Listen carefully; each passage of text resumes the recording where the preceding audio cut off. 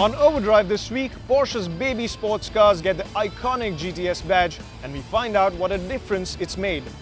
Shumi rides the most powerful Pulsar ever, the new RS200. Auto Selector with Bert and motoring news from this week.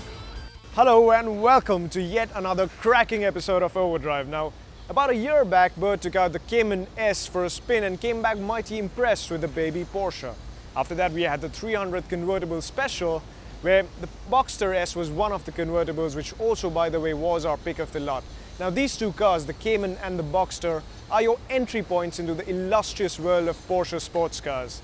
But what when you want just a little bit more than entry level?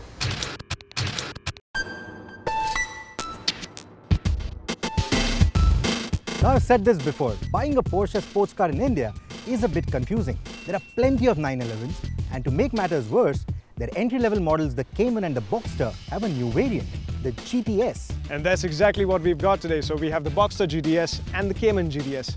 Let's find out how much of a difference these three little letters make. So, what's the visual disparity in these new GTS baby Porsches? Let's play a game of spot the difference. Okay, I'm sure you've spotted the redesigned front and rear fascias. Look closer. The headlights and the taillights are smoked out, quite a cool effect. The headlights have even got bi-xenon lamps with Porsche's dynamic lighting system. Now let's look at the side. Yup, bigger wheels. 20-inch Carrera S wheels. Move around the back and you've got the black exhaust pipes that are part of Porsche's sports exhaust system. And I know that you're dying to hear them fired up just a little bit longer. Let's move inside, shall we? Yes, there's a lot of Alcantara on the steering wheel, the dash, the headlining. Not sure if that's a good thing for India. You also have the optional bucket seats on these cars.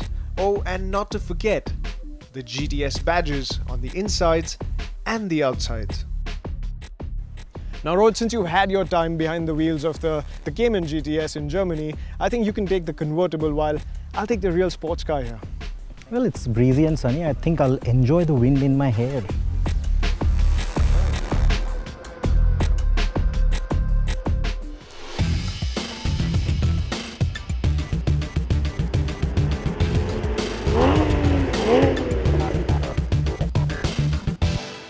So what is the significance of these three letters, the GTS? Well, the GTS insignia was first introduced in 1963 with a Porsche 904. Then that was when Porsche wanted to enter various FIA GT racing events. So the GTS cars were always cars that were road cars but could take on the racetracks at any given point of time. Now since then there have been many GTS cars, but it was reintroduced in 2007 with the Cayman and then the Panamera, which kind of didn't really make sense to me.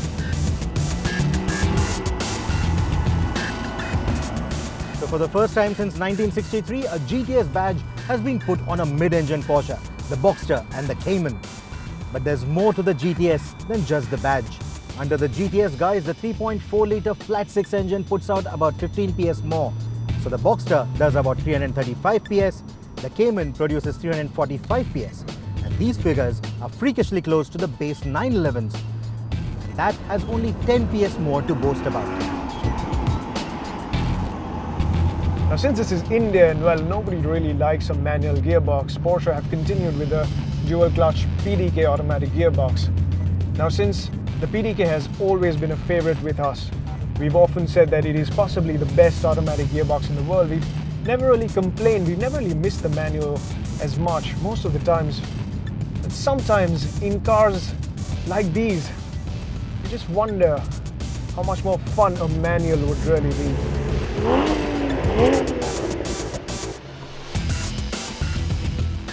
So if you have the Sports Chrono package and the PDK gearbox, you can also opt for the launch control. And unlike many other German cars which have long procedures, the launch control here is pretty simple. Engage the drive mode, put it in Sports Plus mode, step on the brake, step on the throttle, launch control engaged, and we're off.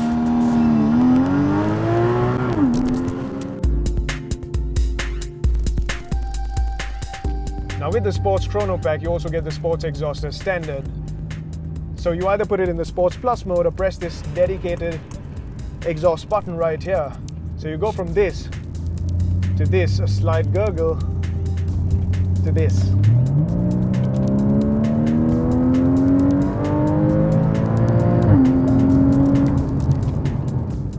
Now, if there ever was a parameter, and I think there should be one where you, well, plot the cost of the car with the nature and the kind of sound it makes or the width of the smile it plasters across your face, I think this car, these cars, the GTS cars, would probably be right up there.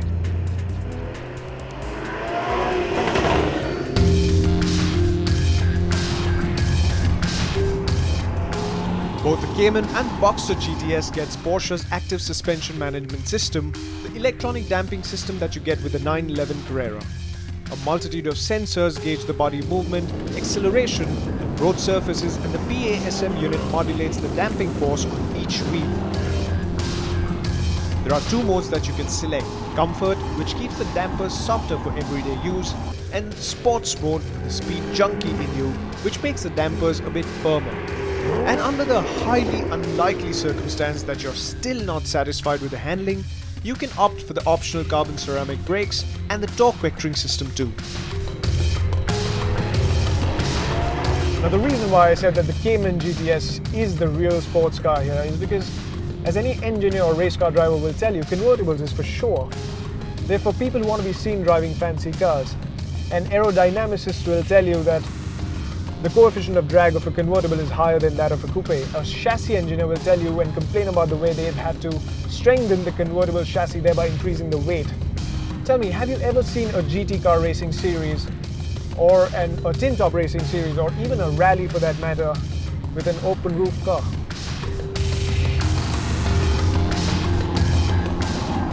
Now this is where I don't agree with Jamshed.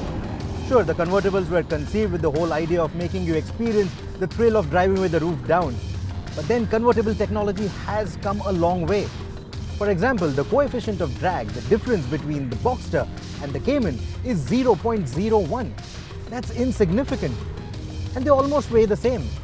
I'm a biker and I certainly do not appreciate the whole feeling of being caged. And the convertible gives me that feeling, a sense of freedom. It comes the closest to motorcycles. Well, he may have a point there. But there is one advantage that Caymans have over Boxsters that even he cannot refute. And that is boot space. Now, both these cars have 150 litres up front, but the Cayman has 285 litres at the back, whereas the Boxster only has a measly 130 litres thanks to its roof retracting mechanism. So in effect, this has about 425 litres totally of boot space, whereas that has only about, well, 280 litres. That's kind of the difference between a small hatchback and a C-segment sedan. The enhancements with the GTS cars don't come cheap. Upwards of 1 crore 15 lakhs for the Boxster GTS and 2 lakhs even more if you want the Cayman GTS. And that just makes you wonder, would you pay that kind of money for these 3 letters? So having driven both these cars, there's a little more confusion. Now, would you rather buy the Cayman S and spec it up with better features and equipment? Because the additional 15 PS that you get in both these cars is barely noticeable on our roads. And even the cosmetic changes, they're barely visible.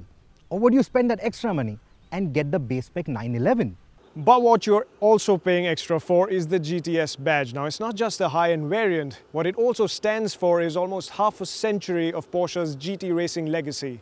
Now, both these cars have entered the 911's realm of performance while being significantly cheaper, 20 lakh rupees. Not to mention, they are specced up right to the brim, and Indians love buying sports cars that are specced up. So in that sense, the GTS cars do make a lot of sense. But here's more confusion. Would you buy the convertible or the coupe? Make your choice. Well, if you're willing to spend that kind of money, it's not really a bad dilemma to be in, is it? A 911 or the GTS cars, a sports coupe or a convertible.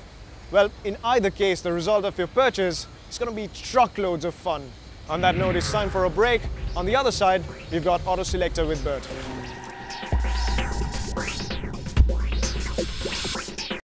Welcome back, you're watching Overdrive. Time now for our Auto Selector segment. As usual, the expert Bertrand D'Souza is in the house. Hi Bert. But this week our first question is a rather straightforward one. Surajit Ganguly from Mumbai has a budget of about 5 lakh rupees. He simply wants to know what's the best car for that price in the market. He's particularly intrigued by the Datsun Go Plus MPV. What's your opinion, Bert? Surajit, there are two choices that fit within your 5 lakh rupee budget, and those two are the Tata Zest, the new sedan that's been recently launched in the Indian market, and of course there's the Grand i10 from Hyundai.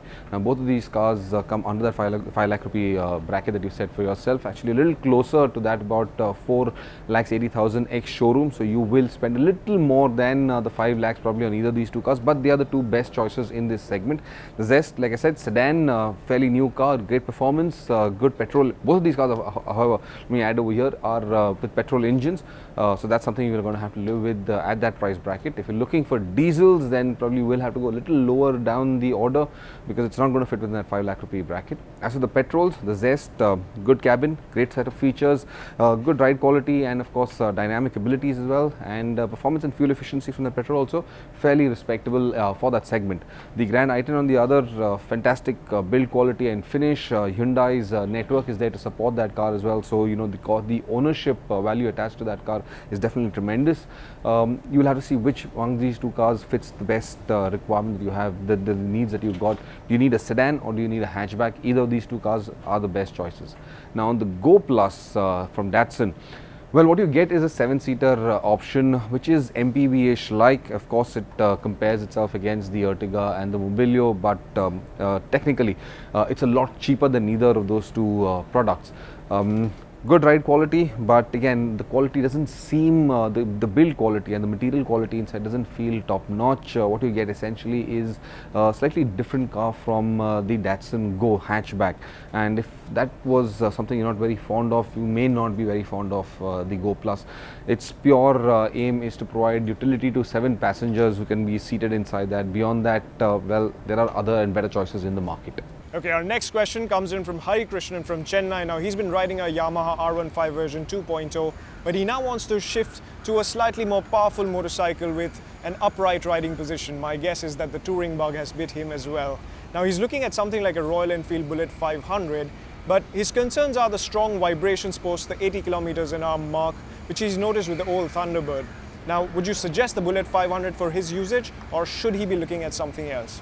Hari Krishnan, if you're looking for the Royal Enfield, the Bullet 500, well, it isn't any more refined than what the 350 is. It's got the similar set of issues where vibrations and harshness are concerned, especially. It's almost the same as the 350 for that matter. Yes, you definitely get a lot more power than what the 350 has to offer, but the efficiency is not great. And while it's a great touring motorcycle, unless you're doing this on a regular basis, there really isn't much to be sought from that motorcycle. However, there are choices in the market, and two of the best examples right now are from Suzuki. There's the Gixxer and the Inazuma. Of course, the Inazuma has been discontinued, but if you can lay your hands on one, that is a tremendous motorcycle, especially if you're looking for a fairly neutral riding stance, something where you can sit upright and ride the motorcycle comfortably over long distances or in urban areas. That's probably one of the best motorcycles. 250cc, great power, great torque, and of course good efficiency as well. Overall, damn good motorcycle to be had, to be ridden. However, that may fall a little out of your budget, and the more affordable one is the Suzuki Gixxer, one of the best motorcycles in the segment. Its riding position is not as forward biased as on the R15, which you are used to, but it's neither as upright as in the Bullets for that matter. It's a bit of a compromise in between these two. Nonetheless, the Gixxer, if you can get your hands, if you look for that as a new motorcycle, or if you can lay your hands on a second-hand Inazuma, are the two choices that you should look for. Our last question this week comes in from Vasant from Chennai. Now, Vasant wants to buy a hatchback that will seat his family of 5 in relatively good comfort. Now, he travels about 500 kilometers a month, and he wants a car that has a reliable engine with decent mileage. His shortlist includes the Maruti Suzuki Swift VXI or the Hyundai Grand i10 Asta. Which one of the two are the better option for him? Vasant, my suggestion is look at the Maruti Swift, especially since well, your driving conditions aren't really, well, you aren't putting a lot of mileage on your cars, and you want something that's comfortable to seat 5 passengers, and the Swift will definitely do a better job of that than the i10. It definitely is a lot more spacious in that sense, with a little more boot space involved there also. So Stick with the Swift, good mileage, good performance, decent or rather fairly good interior package, good ride quality as well, and then there's the Maruti support attached to it. So overall, the Maruti Swift is a good choice for you. Well, good luck with all your purchases. We hope that we've helped you in some way. Keep sending us your questions and queries at helpdesk@overdrive.co.in, and we'll get Bert to answer them at some point or the other. Moving on, we've got motoring news for you this week. There's yet another Pulsar launched. Take a look.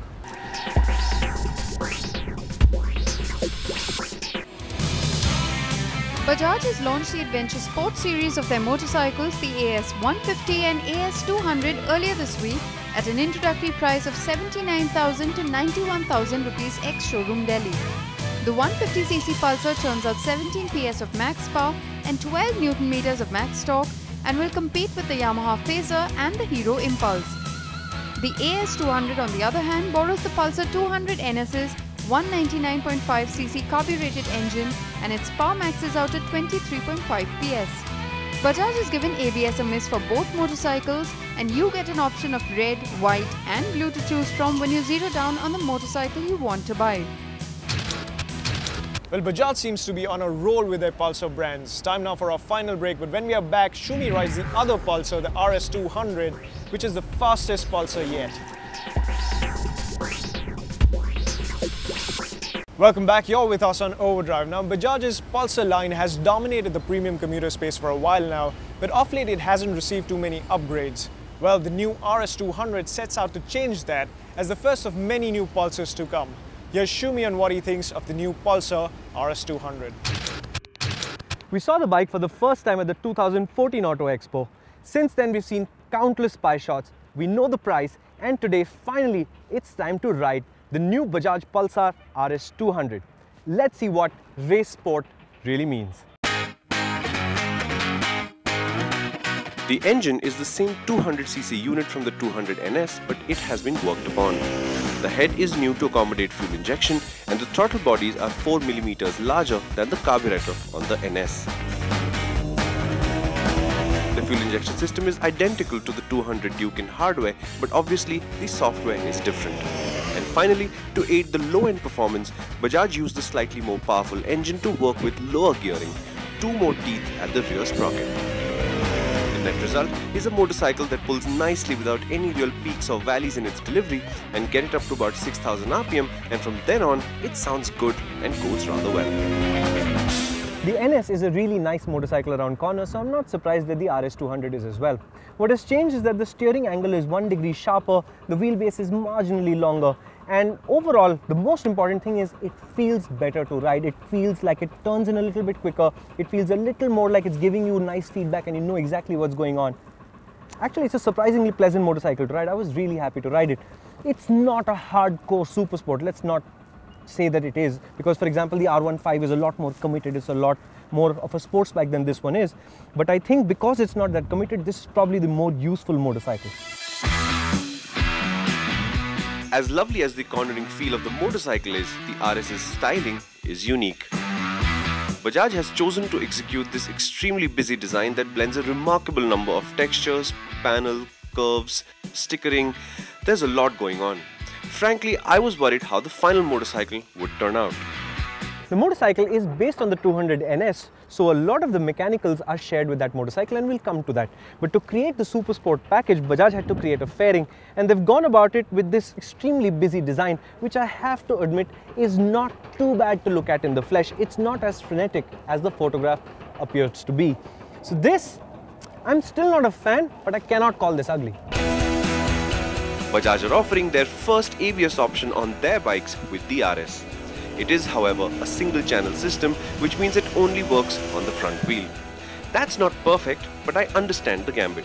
A lower price threshold to ABS, even partial, is in the bigger scheme of things a good thing to do. Bajaj are known for their pricing, and the RS, I think, is well priced. When you buy an RS over an NS, what you're paying for is the fairing, tilt projector headlamps, sharper handling, fuel injection. I think the price difference is justifiable.